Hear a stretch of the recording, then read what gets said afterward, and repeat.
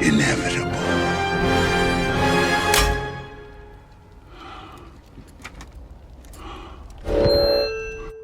I am Aquaman.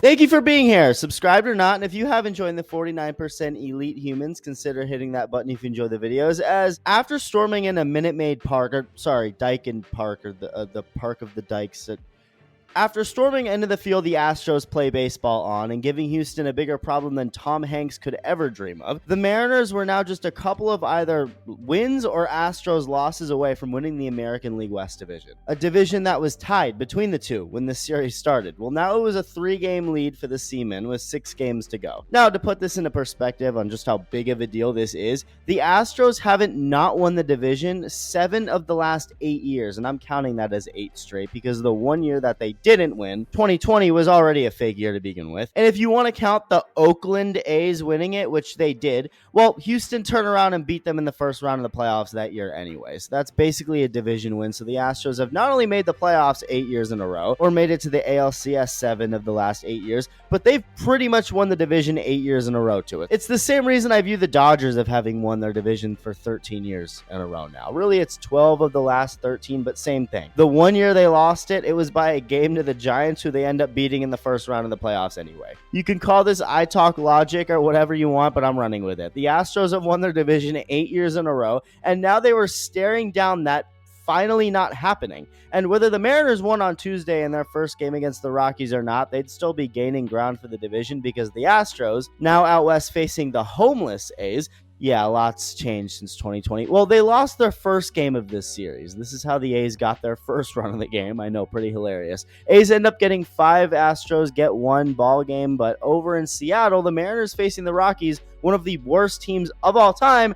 We're not making the Rockies look like one of the worst teams of all time. McCade Brown, ever heard of him in your life? Me neither. Get used to it. You're going to be hearing a lot of made-up baseball players throughout this video. He dominated. This man went 5 innings, 10 strikeouts. Like, all right, damn. This wasn't a strikeout, as you can see. This was torched into the right field seats to tie the game for the 1-run Seattle scored off of, what was his name again? McCade Brown. But that was it. Then the Rockies answer right back with a 2-out, 2-run single. It's 3-1. And how did the Mariners respond?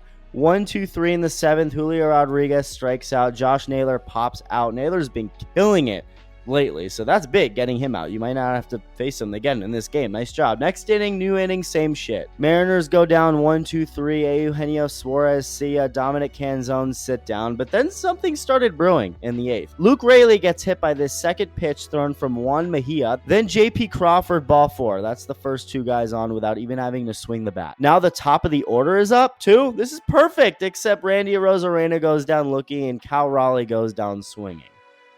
Damn it. But then with 2 outs, Mejia hits Julio Rodriguez. His second hit. There was a spider on my phone just now. The second hit batter of the inning that loads the bases. In comes Victor Vodnik, another fake player. That sounds like a Batman villain. The Dark Knight facing his greatest foe yet.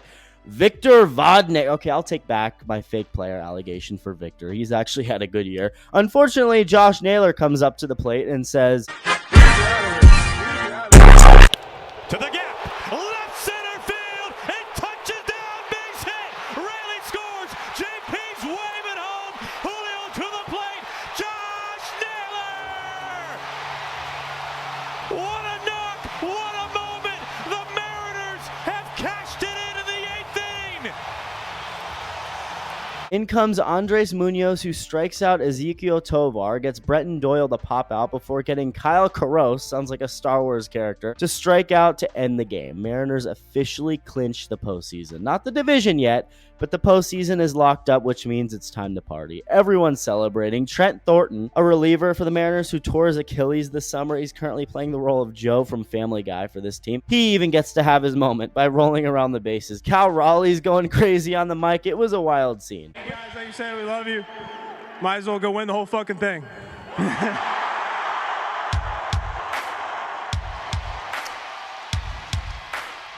We do love Cal Raleigh.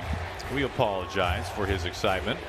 And it's funny because, you know, they go crazy in the clubhouse at the champagne party, but then you realize they have a shot to officially clinch the division the very next night. All that needs to happen now is either an Astros loss or a win for themselves. Just one of those has to happen and it's done. So they're living it up in the clubhouse, but they better have a bunch more champagne ready. This is going to be a quick turnaround. Game 2 did not exactly go the same for the Rockies starting pitcher. This time it's Tanner Gordon, a name that sounds like I just asked ChatGPT to create a player for me. Cal Raleigh hits a ball. StatCast says went 438 feet, but I'm calling StatCast a liar because I think this went minimum 538 feet. I'll take no further questions. That's number 59 for Raleigh. He's one away from 60 home runs. And before you can even process that, Julio goes smash. He knows immediately off the bat, back to back, everyone going crazy. Then Jorge Polanco's like, this looks fun. Let me try. Bang, rocket in a right field, back to back home runs. It's 3-0. Raleigh comes up next inning with a couple guys on base, and he's at the point in his season where he can do this,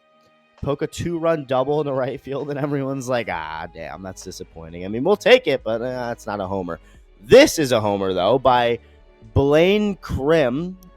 All right, at least some of these made-up names are creative, I guess. Mariners keep tacking on runs. They answer Krim's home run with 2 more runs. Skip to the 7th, and Eugenio Suarez. Yeah, he can go deep, too. Easy to forget about him being in the same lineup as Cal Raleigh, but this man hits bombs. 8-1 Seattle. Next inning, up comes Cal Raleigh for his last at-bat of the night. Another made-up player, Angel Chivili on the mound for the Mariners. I just want to know who's coming up with these names. Okay, this is mean. I'm being very mean. I'm sorry. I just can't help myself. I should be nicer, though, but that day won't be today. Cal Raleigh hits the first pitch he sees and swats it out for number 60. Fly ball to right field.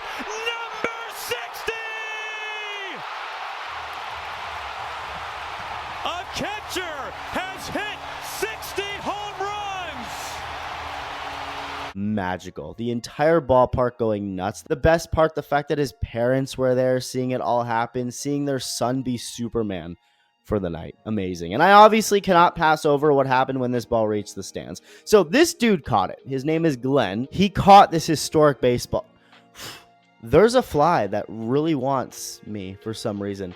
Anyway, he caught this historic baseball, number 60 by Cal Raleigh. That ball's worth a lot of money. And what did he do? Immediately gave it to this kid nearby, where security soon swooped in and took the kid and his dad away to authenticate the ball / give it to Cal Raleigh himself after the game, which is, of course, what they do for monumental home runs. Someone on Twitter said he thought this was fake, that this picture looks like Jeffrey Epstein and it was AI. I don't know. I just wanted to bring that up. Now, I'm not saying anyone who gets a baseball, especially a home run ball, should immediately give it to a kid or anyone else. No, if you got it fair and square, that's yours to keep. You have all the right to have that. But that doesn't mean what this man did is wrong. I'm not faulting anyone. If they wanted to keep that baseball, I might have even kept the baseball. I don't know what I would have done in that moment. But look, we live in a very greedy world, and stuff like this will never go as viral as some Karen with a lesbian haircut going off doing something bad. But simple acts of kindness should always be recognized. So in a world full of Karens, be a Glenn. Mariners win. Astros also lost, so even if Mariners lost, they'd still clinch the division. But it's still cool to close it out with a dub. The boys are dancing again. Cal's wilding on the mic again. I think most people heard what I said last night, you know. Might as well win the whole fucking thing. All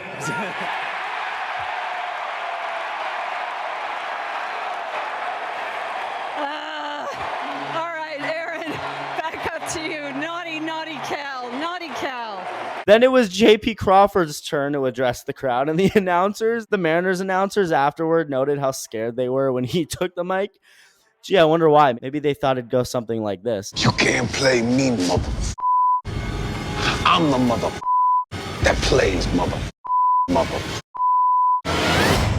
Now, at first, I thought maybe this guy, Glenn, just didn't realize the importance of this specific home run, even though it'd be hard not to. But maybe he didn't know, and that's why he just... No, he did know.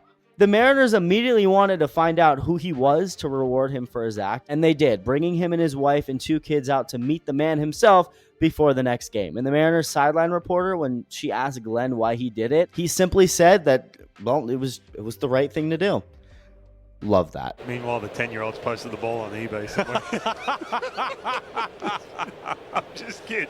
The Mariners, as you can see with this score, went off again. Cal Raleigh didn't go deep again, but Eugenio Suarez did. For his 49th of the year, that ties a career high. Emerson Hancock, shout him out. He came into this game with an ERA over 5. Bro finally took his hand off his cock and used it to strike out 7 Rockies in just 4 innings. That's great work. Mariners stormed to their 90th win of the season, and this freaking team, man. The Josh Naylor bases clearing double to help clinch the postseason. The Cal Raleigh 2 homers, including number 60, to help officially clinch the division, something that hasn't happened since I was -1 years old. My seed didn't even exist yet last time the Mariners won their division. Joe from Family Guy getting his moment. Glenn just being a nice person, which isn't promoted enough in today's world. Yes, it's badass to be nice and to do simple good things for other people. This entire series felt plucked out of a movie. It was incredible. And this Mariners team really does feel magical. Join the Discord server in the pinned comment below to connect with me and other cool fans. Let me know your thoughts, and thank you for watching. Love you. Bye.